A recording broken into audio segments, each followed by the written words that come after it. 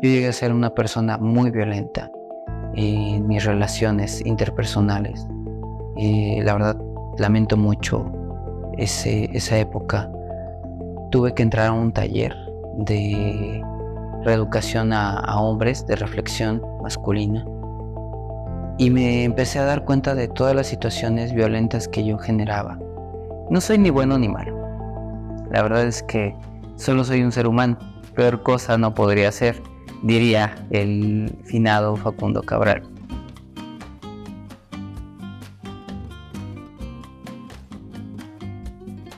Puebla se distingue como una ciudad intercultural, pues aquí se hallan personas de todas partes, que al intercambiar costumbres y tradiciones, estas enriquecen la cultura de Puebla, como Mario Alberto Mondragón. Mario Alberto es psicólogo, nacido en la Ciudad de México, donde jugaba y era feliz. Sin embargo, por algunas circunstancias, fue traído a la ciudad de Puebla. Y al no tener quien lo defendiera, supo de la violencia hacia los más débiles y la experimentó en carne propia. Y esta es su historia, porque como tú y como yo, todos tenemos algo que contar.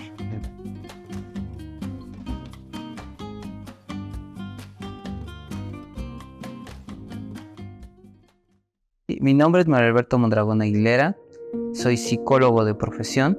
Algunas veces me han nombrado activista, no sé si nombrarme así. He sido muchas cosas en esta vida.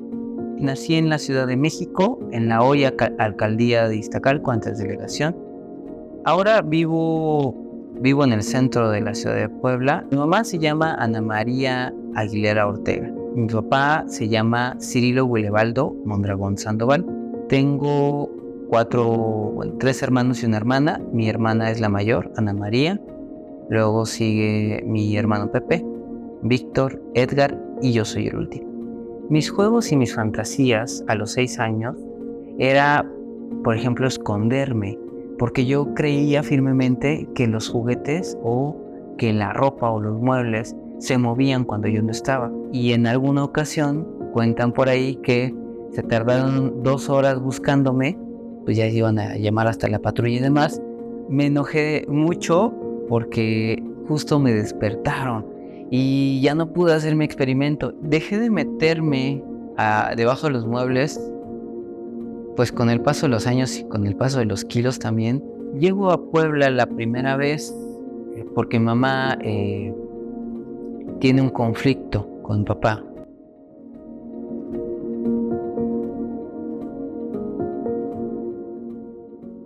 Quiero mucho a mamá, pero creo que sí podría cuestionar ciertas decisiones que tomó, de tener cierta estabilidad económica a no tenerla. Teníamos un tío con el que habíamos llegado primero a vivir hasta que mamá pudo conseguir un tambor, y entonces con cajas de cartón hicimos una especie de colchón muy delgadito. Como era campo, lo sentía muy divertido también, pero sí llegamos a padecer mucho en cuanto a la situación económica, que mamá nos hacía huevitos con ajo, porque era lo que había. Mi tío era muy violento. Quizás fue el hombre que me enseñó a ejercer más violencia hacia sí mismo y hacia otras personas. Como yo hablaba muy delgado, decía que yo era un marica o que era un amanerado. A veces me decía niña. La verdad es que es bastante doloroso para mí decirlo, porque yo me acuerdo de mí de niño ante ese señor mucho más grande que yo. Incluso organizaba peleas entre los primos para ver que sus hijos le ganaran a mis hermanos. Era un hombre, la verdad, bastante violento. Sinceramente, tengo muy malos recuerdos de él. Al igual que con mi infancia, hay muchas cosas bonitas, pero también recuerdo en alguna ocasión cuando tuve un accidente en el cual me caí a la cisterna. Unos 20 o 10 centímetros quizás de agua fue lo que había en ese momento, entonces yo caí de sentón. Y el albañil que estaba trabajando en la casa mete la escalera, baja por mí, me abrazó, me preguntó si estaba bien, si necesitaba algo. Todo mi tío dijo, no, él se tiene que aguantar y no lo vamos a llevar a urgencias.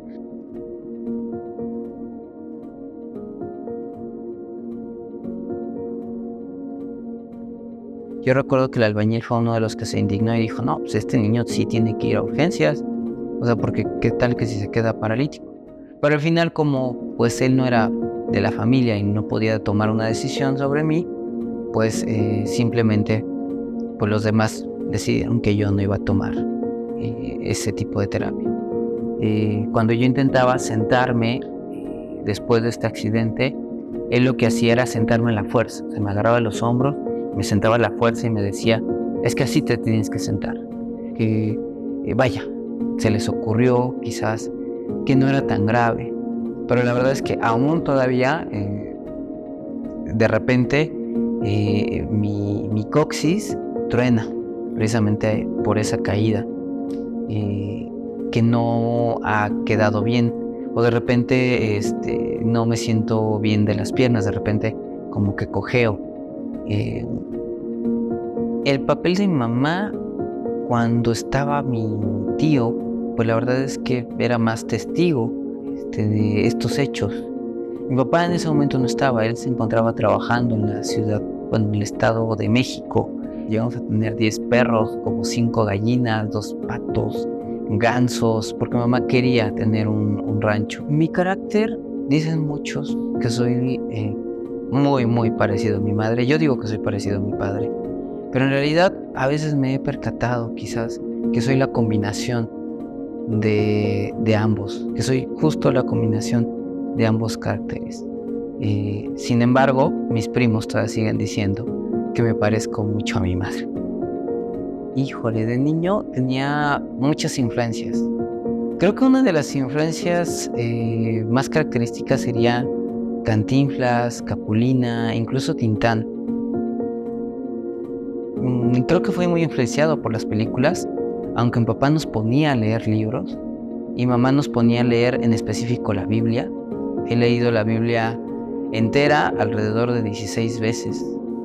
Entonces también, pues de repente en mi casa no había quizás muchos cómics. Entonces lo que hacía yo era ponerme a leer las revistas del Chamuco como si fuera, pues eran los únicos historietas que tenían quizás caricaturas cerca de mí. Y eso también influyó a que tuviera cierta, o que generara cierta madurez política, por así decirlo, hacia los diferentes temas de derechos humanos. Nosotros regresamos al Estado de México, dado que mi papá pudo convencer un poco a mamá de poder regresar a la ciudad para que él pudiera estar con nosotros.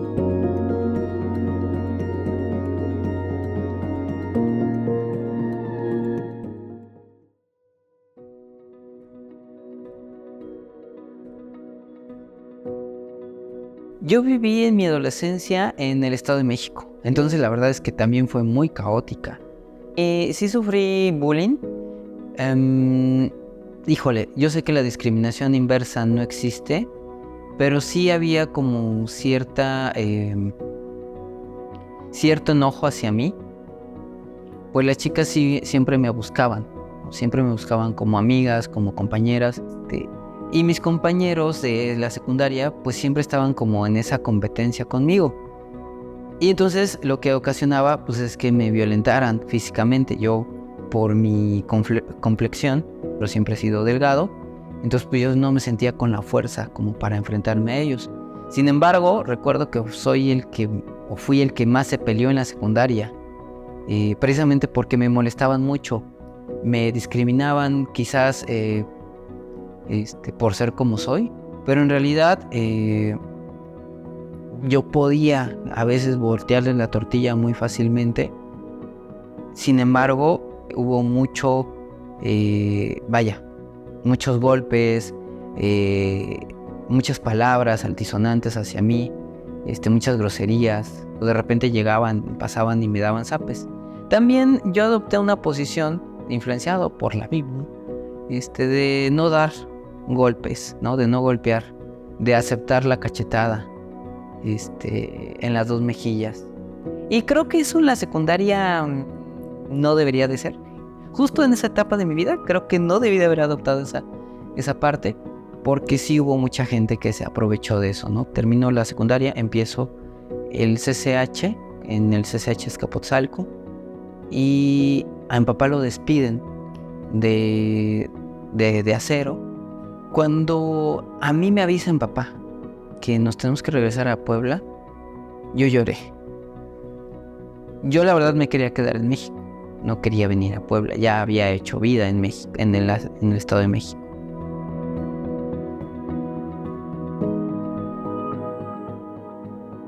Mi mamá decide que nos vengamos todos, porque no iba a dejar a sus hijos solos en una ciudad.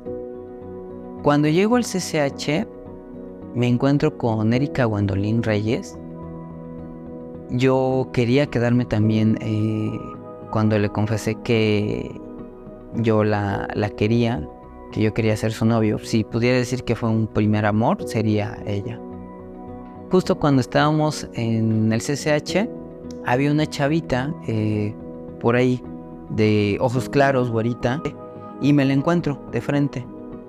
Y entonces pues yo me le quedé viendo porque la verdad es que era una chava muy guapa. Y ella me dice, ¿nos conocemos? Y yo me quedé así como de, pues no, pero nos podemos conocer. Y justo ahí como que empezó una interacción de coqueteo. Pero yo me entero que justo ella era la novia de uno de los jefes de los porros. Y quizás sí decidí apartarme o venirme a Puebla porque ya habían sucedido ciertas situaciones. Pero aquí en Puebla, pues llegamos, ya teníamos casa, llegamos a una congregación y pues ahí ya nos habían recibido, ya habíamos estado ahí. Yo soy protestante. Cuando yo llego a Puebla y entro a la 2 de octubre, la verdad es que me llevaba muy bien con todos mis amigos y con todos mis profesores. De hecho, hace poco vi a Alejandro Hernández Daniel, que es uno de mis amigos de la prepa.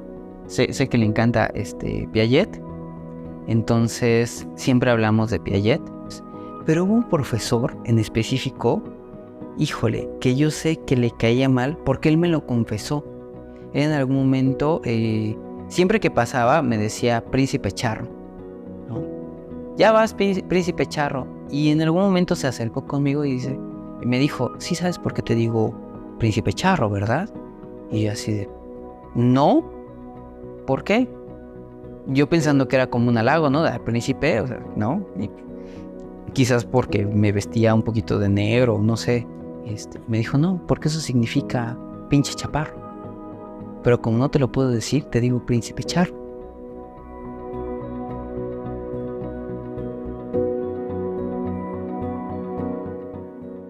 Que en algún otro momento en Tlalnepantla, uno de los pastores se acerca a mí y me dice, tú vas a ser pastor, tú tienes madera de líder. Y yo así, no se puede que yo sea predicador, ándele, o sea, cámbiame la profecía, ¿no? Porque decían que era una profecía, que yo iba a ser pastor. Cuando llegamos aquí a Puebla, tiempo después, este pastor se entera de esta profecía y dice, no, pues él me va a querer quitar la iglesia. Y en algún momento incluso lo aseguró, que con otro hermano de la iglesia nosotros le estábamos quitando la iglesia. Pues yo era un niño de 17 años, 18 años, en la prepa, ¿no? ¿Cómo lo iba a hacer? ¿Cómo iba a poder hacer esto? Tiempo después, cuando ya por el 2014 me acerco a una iglesia en donde yo llegué a hacer talleres de sexualidad y me nombran pastor como a los 2 meses, cumpliéndose así, extrañamente, la profecía de este otro pastor en Tlalnepantla. Entonces, pues digo, yo vengo de un contexto muy, muy conservador. Yo creo que todos hemos sido machistas, yo soy machista, pero estoy en proceso de construcción. Eso me queda claro. Y cuando me convierto en psicólogo, cuando me hago psicólogo, pues también fue el grito en el cielo, porque mi pastor en ese momento no le gustaban los psicólogos. Y después, cuando empiezo a hablar de derechos sexuales y reproductivos, cuando empiezo a hablar sobre violencia de género, pues menos, ¿no? O sea, de hecho, muchas iglesias me han prohibido la entrada, pero esta experiencia pues ha surgido a que pueda conocer todo el estado. Precisamente por hablar de derechos sexuales y reproductivos, pues ha habido ciertas situaciones, y luego manejar masculinidades, y yo me enfoco a trabajar con agresores, y yo ahí aprendí que quien te amenaza de muerte simplemente te quiere dar miedo, ¿no? Porque quien puede, lo hace.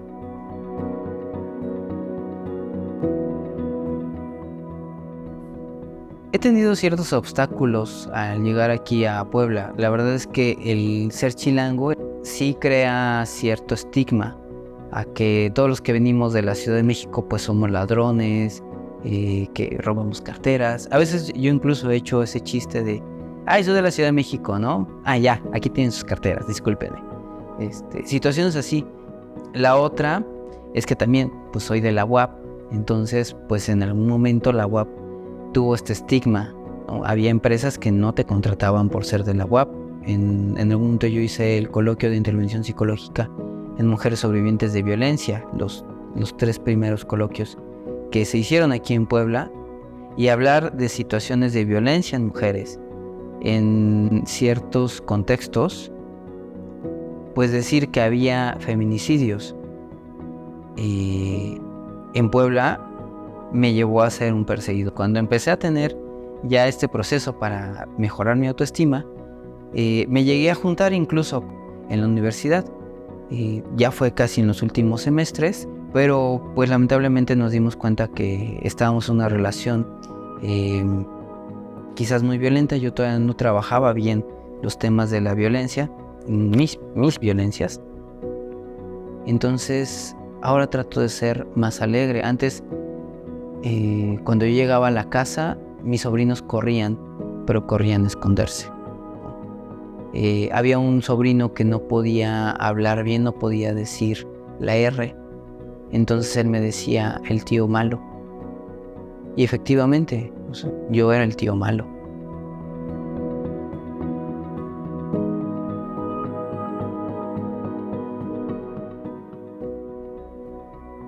Tiempo después, cuando yo empiezo a tomar estos talleres y me puedo acercar con mis sobrinos, con mis sobrinas, y recuerdo mucho la vez que mi sobrina Azul, en algún momento que ya se iba hacia su casa y que se estaba despidiendo de nosotros, se para en la puerta y me grita: tío, te amo.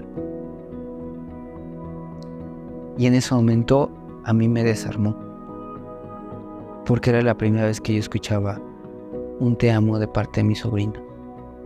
Ahora creo que ya corren a abrazarme, pero en su momento, cuando corrían a esconderse. Quizás por eso también es un aliciente a que yo siga trabajando estos talleres de reeducación hacia hombres. Yo siempre he dicho que la universidad me salvó.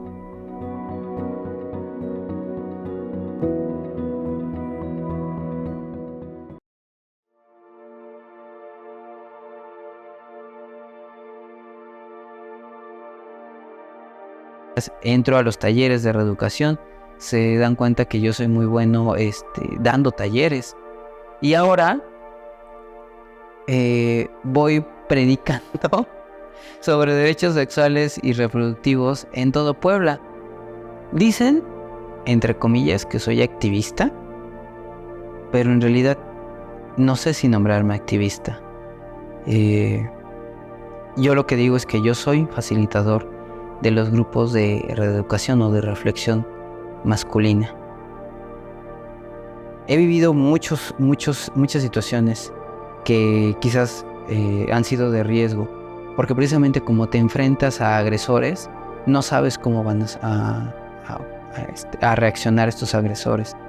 Y la verdad es que también a partir de la carrera, con este conflicto de las amenazas de muerte, como no me pueden matar, surge la manera de generarme discriminación a través de chismes, de incluso generar perfiles falsos de Facebook y acusarme de cosas que yo no he hecho. Yo tengo mi historial, al menos mis antecedentes están limpios. La otra discriminación quizás que he sufrido, pues ahora es que me dicen mucho de mi vestimenta.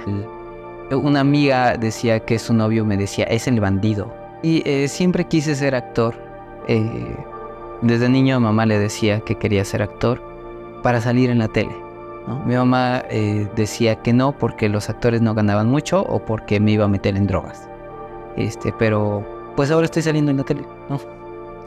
He llegado a tener el récord de tener el mayor quórum en un taller de masculinidades con 75 hombres.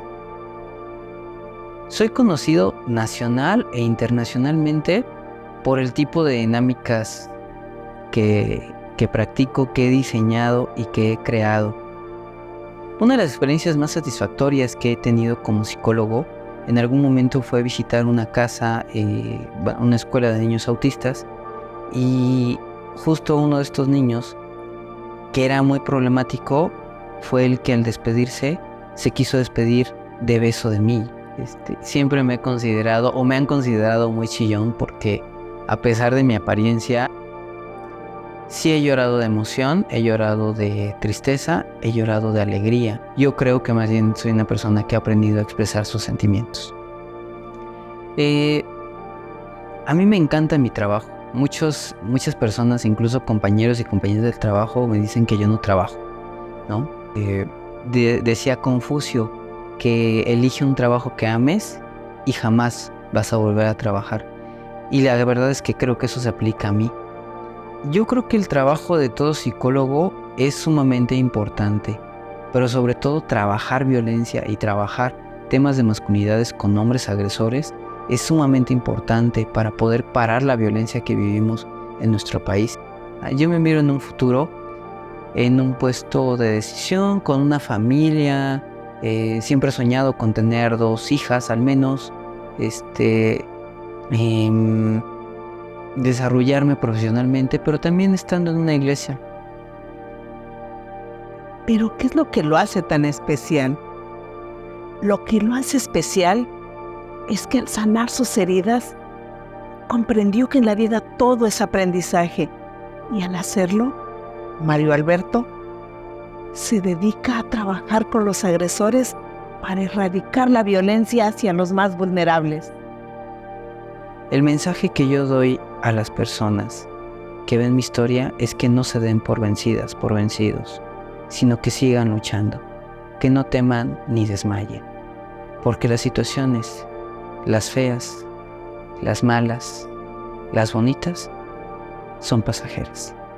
Hay 2 frases que me definen en la vida, y las 2 son canciones. Una es de Facundo Cabral: no soy de aquí ni soy de allá, ni tengo hogar ni porvenir, y ser feliz es mi color de identidad. Y la otra, que últimamente me ha estado llegando mucho, es una de Silvio Rodríguez, que es la de: yo vivo de preguntar, saber no puede ser lujo. Me gustaría que las personas supieran de esto que yo he descubierto como psicólogo. Cuando me ven, cuando ven a otras personas, cuando están en otras situaciones, que recuerden, nada es lo que parece.